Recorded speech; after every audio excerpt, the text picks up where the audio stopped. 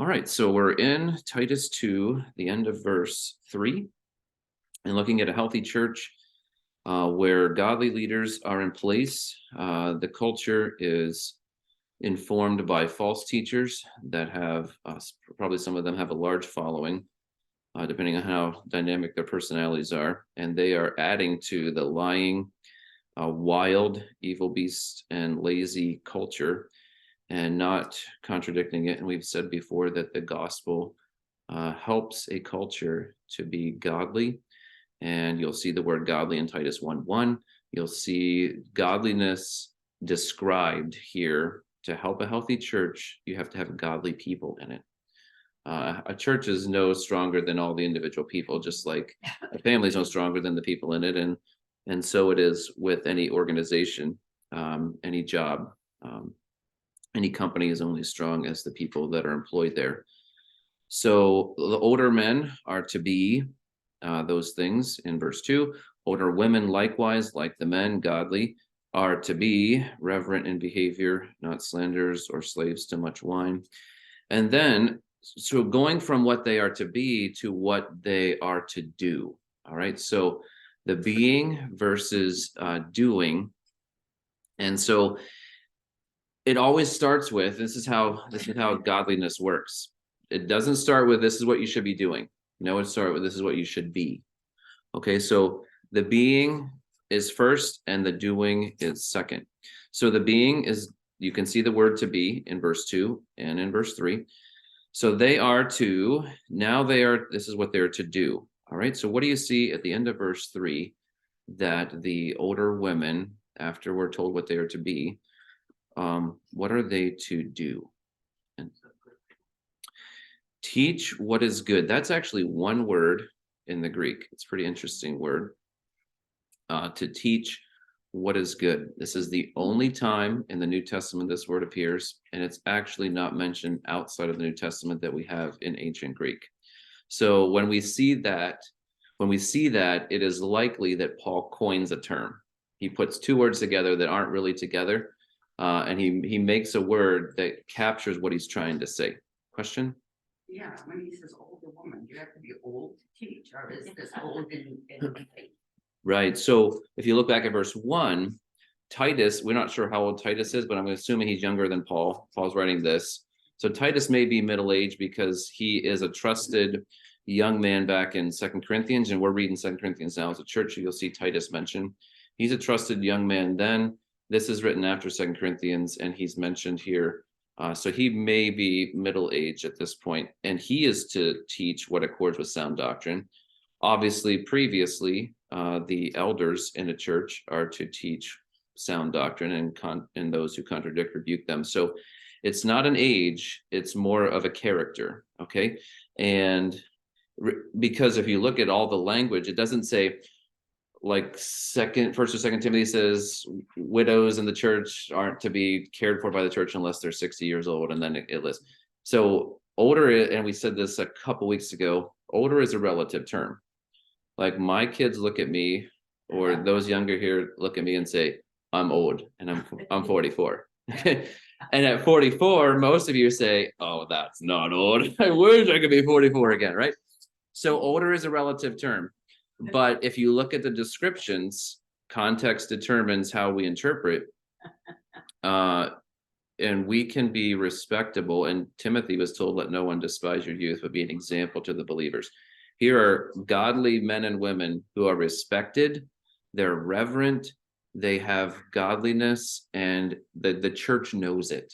So if you that are older than me here, if there were younger than you people here that needed self-control, that's the idea that's going after, where the younger men and the younger women need someone in their life that's wise, godly, and is going to teach them how to practically live. And we'll see the practical facets here. So I have to teach, every parent has to teach their kids. So we don't say, well, I'm not old enough to teach my kids. Well, no, you're a parent. Okay, so you got to teach. Same with people in church. People in a church, the godly women are to teach the ungodly women. Age is just a relative term. Okay. I'm going to assume here that the older women know how to do these things because they're going to teach their husbands or teach the younger women to do them. Okay. So train them what is good is the broad term of which he's going to describe what that looks like. Okay. So training or teaching what is good. It says there, teach what is good and so train. Okay. See that in verse 4. So how do older women, they are to be certain things that puts them in a position to train or to teach what is good. Does that make sense?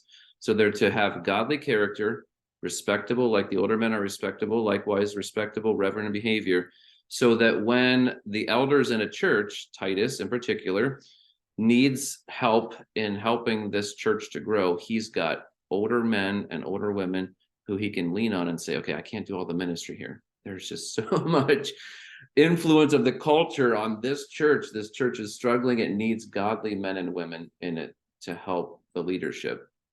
And so Titus has some framework, some to know who to look for to help him.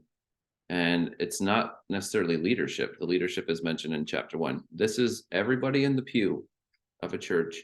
The older women, older men, here's your standard that we're going to shoot for. And as leaders here, as elders, we're looking for you to help us train the next generation. Okay. Where does the generations divide? I'm not really that concerned with, I'm a boomer or I'm a generation X. It doesn't really matter. I'm looking for godliness in the older, helping the younger to be godly, who are going to help the next generation to be godly. So I use the word next generation a lot when I think of this. So you have to be godly so that you can help the next generation. They have to be godly so they can help the next generation. Okay, so I wouldn't get too hung up on the older. He doesn't mean to be offensive. Like, oh, how dare he say older? Like, I'm not older. Well, okay, he's just giving you, okay, older people that act like that probably aren't godly. Okay, so godly people like embrace their age and say, you know what? I'm not getting any younger, but I'm going to use my age to help this church be healthy. Okay, that's what he's going after. Okay, so don't get too hung up on the older men and older women or the younger men and the younger women. Okay, so generations are building relationships with each other. So the older women are to be, and then they are to teach what is good. So what does teach what is good look like? He has this word train in verse 4. So train the young women to do certain things. All right. They are probably examples. Okay. You can't train someone. If you go to the gym and you hire a personal trainer and they are extremely overweight, out of shape, if they got on the treadmill for 30 seconds, they would say, I can't recall. Okay. You wouldn't want that person training you. No. Why? Because their body is not trained. Okay. Their body is untrained. Okay. Self-control. That's the idea here of godly people are self-controlled people. We know that from, this is near the end of when the New Testament's written. So he's building on what Galatians has said. Spirit-controlled Christians are self-controlled. They're temperate in all things. And so you would never hire a physical trainer, a personal trainer at the gym that didn't put in the reps, didn't keep themselves in shape. And you'd say, you know what, you can tell me whatever you want, but I don't see where you have the ability to train yourself. So I don't really want you to train me.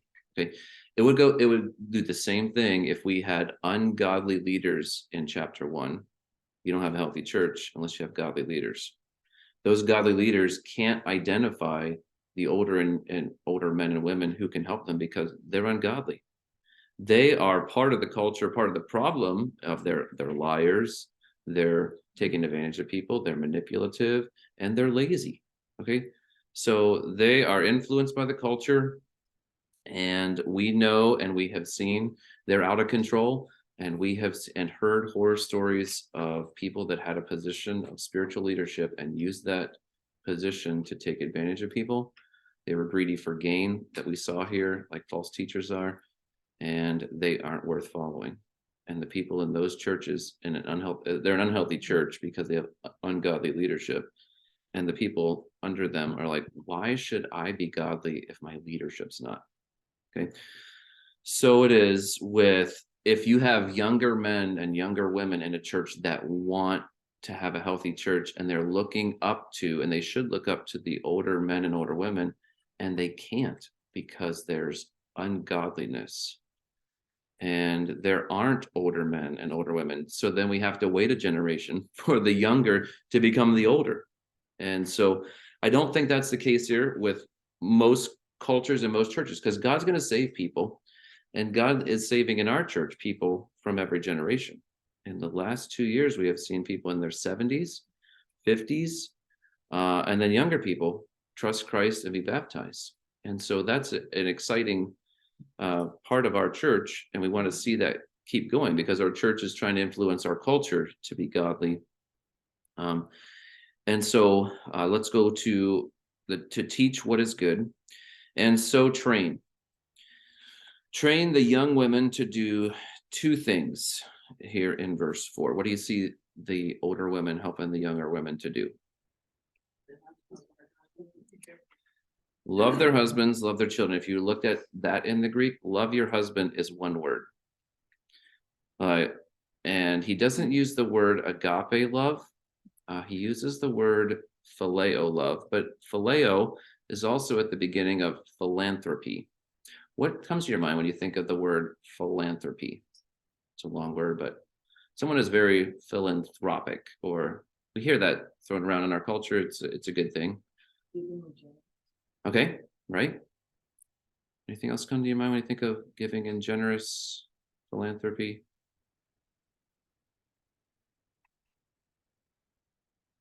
You've heard of the term phileo love, or natural and affection. We get our Philadelphia, the brotherly love. Well, philanthropy is loving, anthropy is mankind, lover of mankind. And so anyone who is philanthropic is a lover of mankind. So he gives to, or she gives to, help the poor, help dig wells in places that don't have clean water, and sends medical help all around the world. So those would be missions, and some of them are gospel centered, and some of them aren't. They're many religions want to start hospitals and orphanages and digging wells and the things to, and help people in war-torn areas. So those would be philanthropy. So instead of loving mankind, he takes the philant at the beginning, or phileo, and adds husbands. Love your men, love your children. Okay.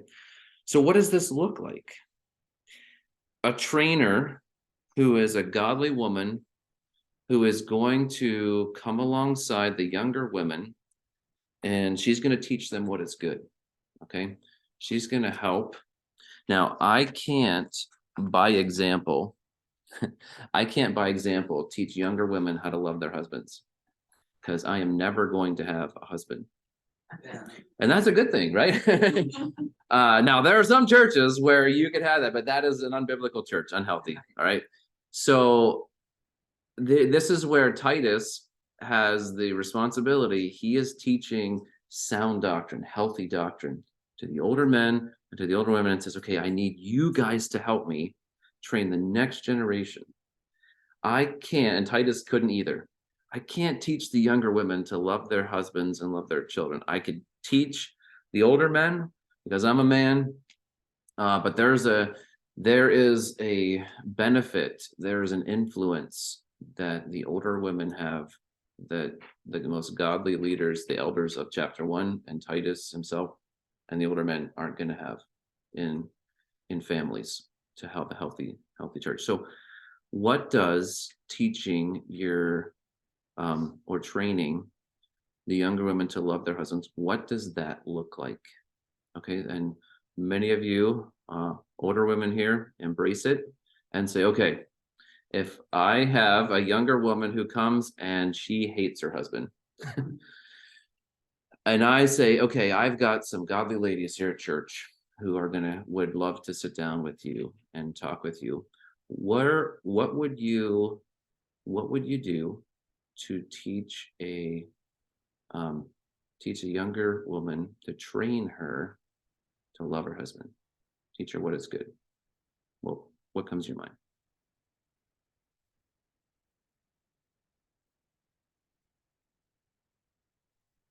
Spiritual realm, but I always, if I ever got met at which is very real, I always think of what made me fall in love with them.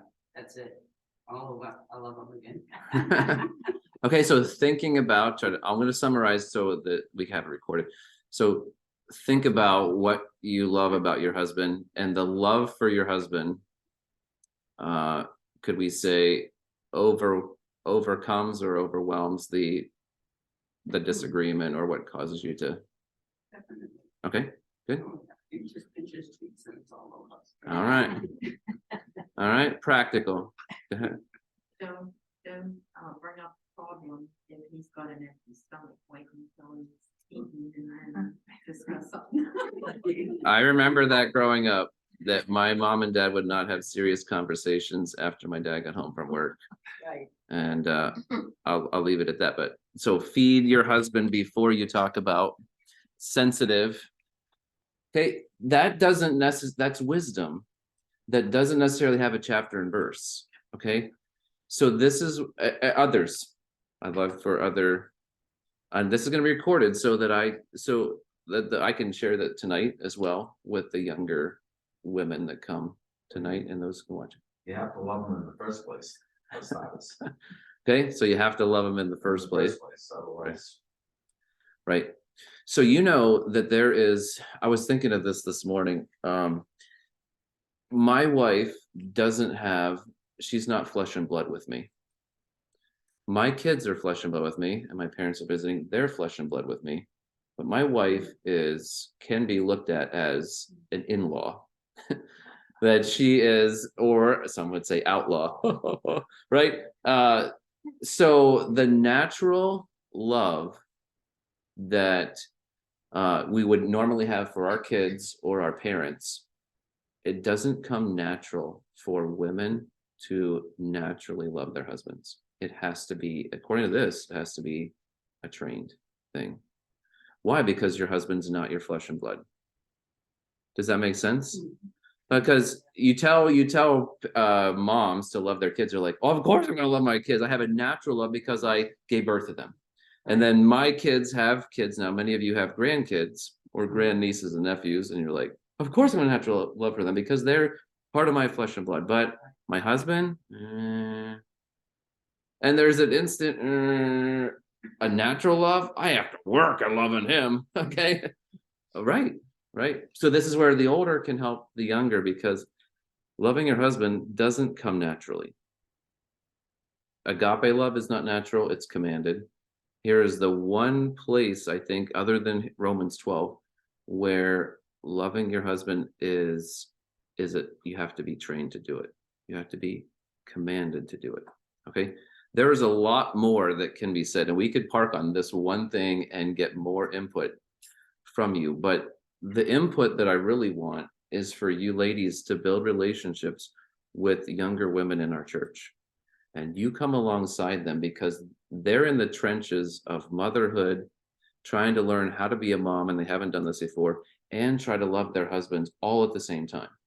When a culture is telling them, you don't have to submit to your husband, submission is so outdated. Yeah. That's what was true in the Cretan culture too. Submission, the Cretan culture would have laughed at submission to authority. Submit to your husbands, yeah, whatever. Okay, that's what it would have been like then too. So to love your husband has to be older helping the younger. All right, and also it says train them to love their children. This is also, I believe, one word. To have a natural love for your children.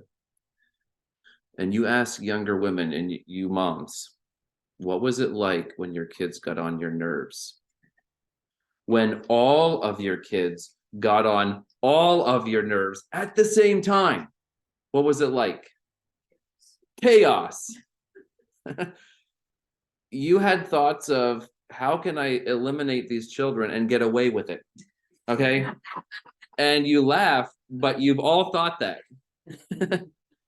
And I have heard stories, and every biblical counselor that I've heard has had someone in his office or her office that the young mom has, and I watched the news of this mom drowning her kids and thought, yeah, I don't see that's not in a Cretan culture, that likely would have happened as well. Okay. Because if you're a lazy mom and you're a violent mom, you're out of control, and you are a liar mom, you are at times tempted to take the life of your kids. All right. And you say, that's awful. Okay. And we watch the news when moms take the life of their kids. You're like, that's awful. But apart from the Holy Spirit and apart from older women helping younger women, I don't know why it doesn't happen more.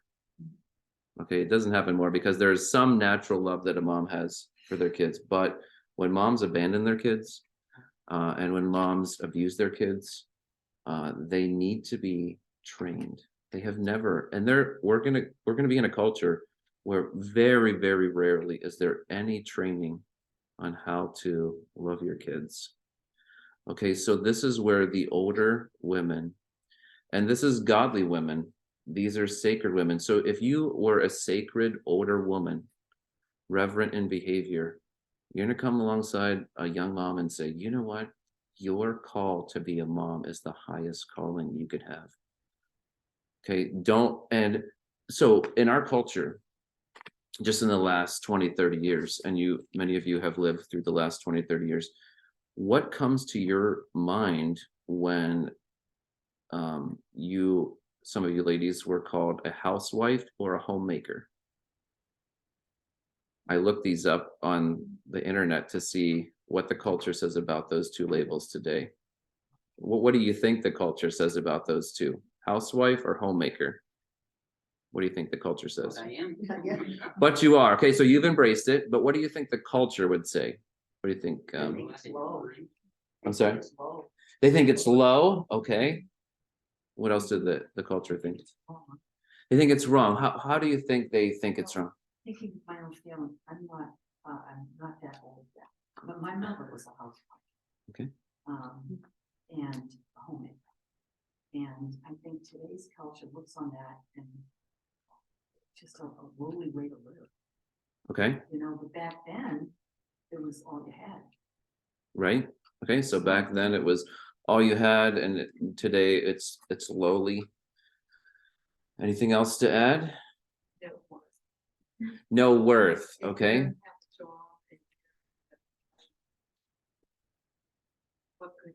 What good are you? Because they would say you're not productive in society.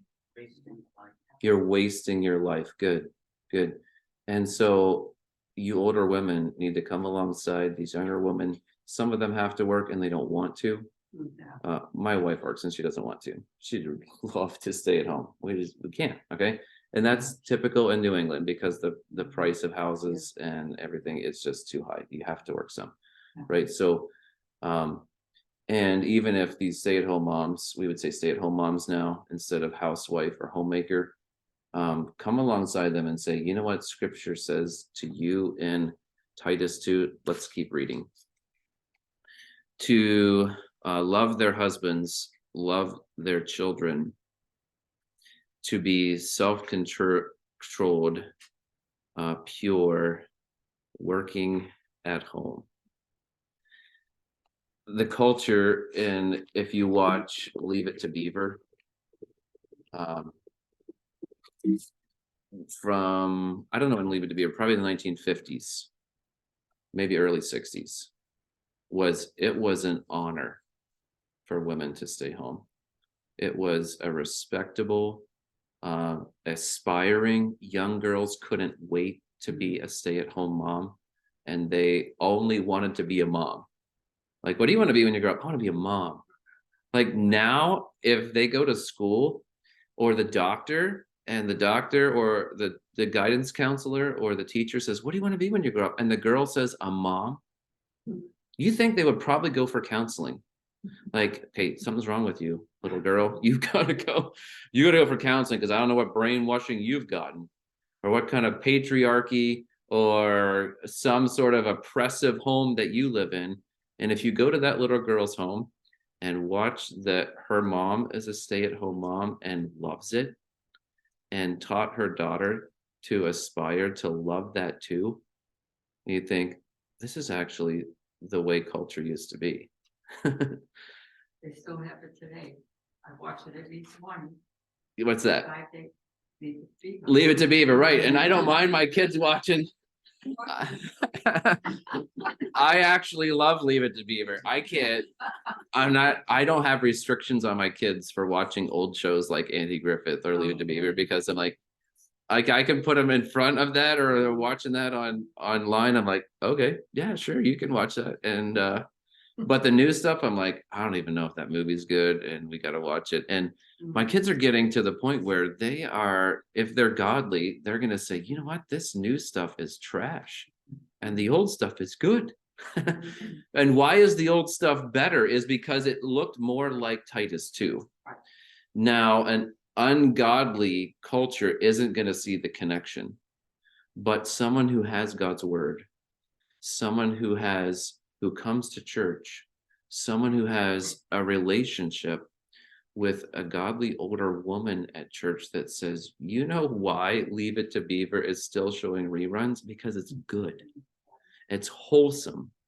Its dad is respected and he's dignified and he takes care of mom. He doesn't argue with mom. If they have a disagreement, they go in and they talk about it and they resolve it. If he does something wrong, he apologizes. It's just how godly people should be living at home. The problem is we don't have godly homes today. And so we don't have, and if this trend continues in 50 years, where everybody's on their devices all the time, then there's no relationships being built at home. We come to church and we expect Titus 2 at church, and like, what does that look like? It's not happening at my home, and this is just a foreign thing. And we got to get back. We got to keep building relationships. We're going to stop here and we'll pick it up at verse 5. But to be self-controlled is the same word that is told of older men. It is not the same term of older women, but you see that concept in the beginning of verse 3, controlling her language of not a slanderer or slave to much wine. And then you'll see it as the only thing for younger men is to be self-controlled.